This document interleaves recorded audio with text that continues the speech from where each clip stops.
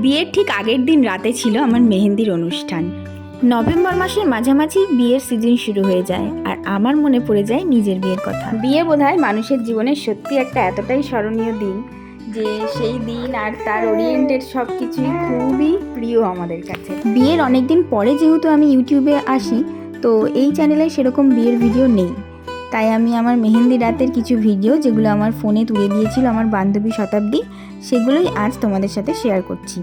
আমাকে চন্দনা নামে একটা বোন মেহেন্দি পরিয়ে দিয়েছিল, ওর কন্ট্যাক্ট নম্বর চাইলে কমেন্ট করে শেয়ার করে দেবো।